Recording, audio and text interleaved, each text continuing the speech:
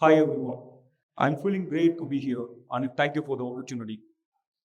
As a person of working in data and AI, I try to inculcate the technology wherever it is possible in order to escape the ordinary. So recently I got access to an AI powered browser which can automate things. So I tried it and asked it to build a PC of certain budget. So it did a great job and the output was amazing. It worked. So I started to use it in other phases. So I told it to keep me healthy and stopped it. So what it did, it, uh, it ordered my fridge inventory, which I asked it to. So the next day, when I was casually going into my kitchen, I saw 42 other cameras chilling in my refrigerator. I was shocked. Then I asked it, why did you have ordered 42 avocados? I was not able to get an answer. Turned out, last week I searched for a guacamole recipe and my browser understood that I have a liking for avocados and it ordered 42. Then I joked to the browser, shall I open an avocado stand on the sidewalk? It even gave a thumbs up notification. Healthy fats acquired. So on that day, I took a decision. So never give a browser your credit card. And the second thing, take responsible for the things you do. And the system should be trustworthy. Then you can give all your details into it. So then I was analyzing it and found out that the AI powered browser was smart, but it is not trustworthy. So let us look into a deeper insight. What would if an AI is smart, but it's not trustworthy? We either not use it or we get burnt by it, by 42 avocados in my case. So uh, there are three pillars. So I call it as a three pillar framework in order to use uh, or build a trustworthy AI system. So the pillars are fairness, explainability, and accountability. So if you have the three pillar framework successfully incorporated with the system, then you will be having a trustworthy AI. So the first pillar is fairness.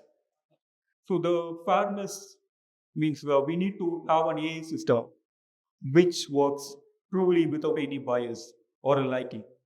So for instance, we can consider this example, like where in Amazon, they built a hiring AI based on the resumes of the past 10 years. Most of the resumes are from the male candidates. So the AI started to uh, get a pattern that men are the secret source of success. And then it started to penalize the resumes which had the word women in it, including woman chess club champion or captain, something like that. Then the researchers and the experts in that project analyzed it and they found out this was the reason. It was as biased as a 1950s stereotype. So they scrapped that project off and they went back to the old school drawing board. If our AI is not fair enough, we can't even use it. So, how do we make the AI to behave fairly? So, in AI terms, we call it debiasing the data.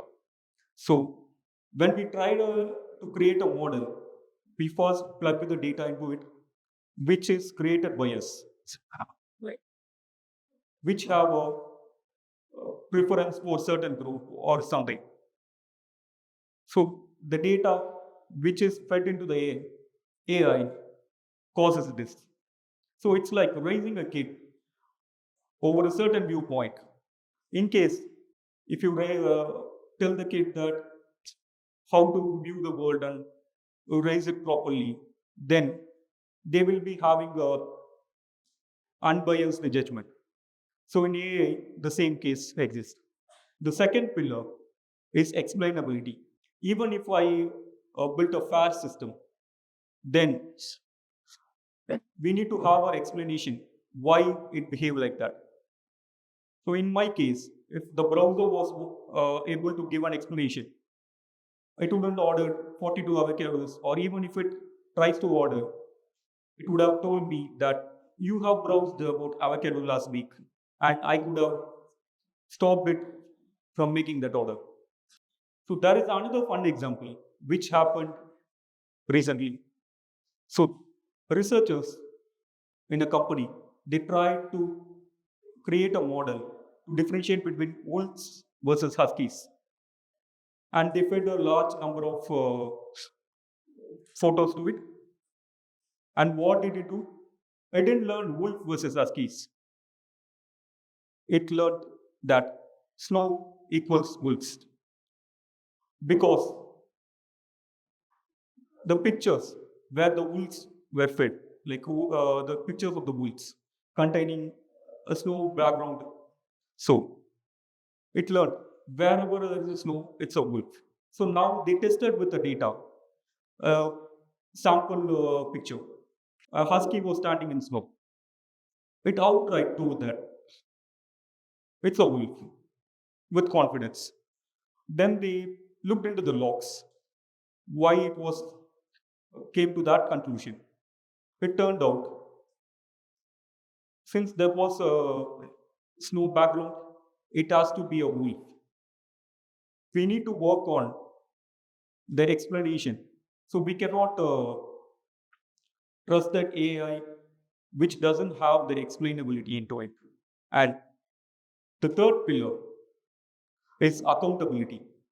Even if the AI is fair and explainable, we cannot use it until if some person is there, like who we can approach or what will take the responsibility of it.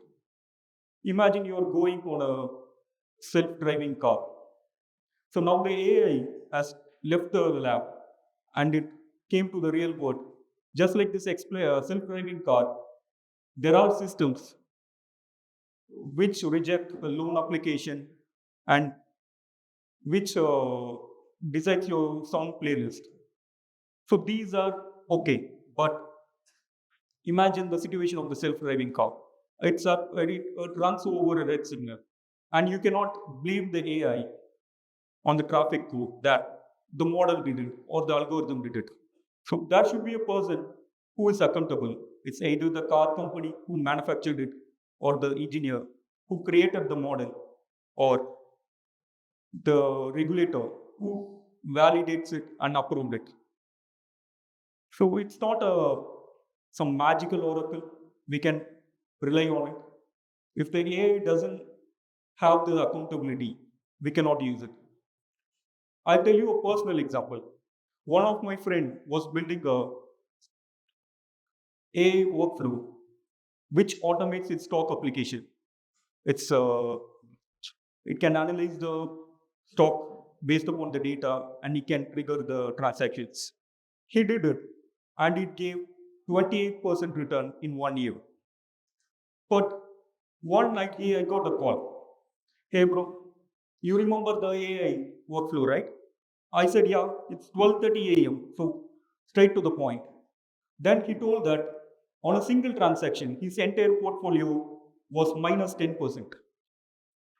Then I told him, okay, let's catch it on the weekend and we will analyze the logs. When we analyzed it, it was the data which he fed into it. He was trusting on a single data provider, and based upon the outcome, the AI took a call. So now whom do we need to blame? My friend who built the system, or the data provider who gave the bad data, or even the AI model which triggers before even asking him. So you remember the movie Iron Man, right? So where he built that suit on the cave. So we again sat together and we created it brick by brick, beating it again and again and again. until we have the perfect desired system which we want. So now we put that into a test, a real demat account. So on a single week, it gave a return of 44% return. It was a sandbox account. And then we tried to stop the transaction for the next week. And since we want to test it and not to perform the real transaction, so it gave a better outcome of supposedly like 12% return in that week. But my friend gave me a weird look. Bro, if we didn't stop this transaction, I could have got another 12%. But since that is a sandbox account, we want to build a trustworthy AI. He is running it on a test mode. Exactly. So coming to the trustworthy AI, whether you are a student who want to build the next big app or a startup company owner who want to disrupt the industry with a wonderful idea of AI model or something, or even an industry expert who want to incorporate AI into his business. So this is a team effort. You need to come back, you need to come together and work on it. So we need to follow the 3 pillar framework so that it's not some shady car mechanic who fixes your car and tell that the issue is fixed without telling what had really happened. We won't trust that person. So the same rules applies to AI as well. It's not some magical oracle which we trust. And the AI should not tell, trust me, I know the thing, I'm the best. So we need a system which is truly trustworthy in order to escape the ordinary implementation of the AI. So thank you for the opportunity.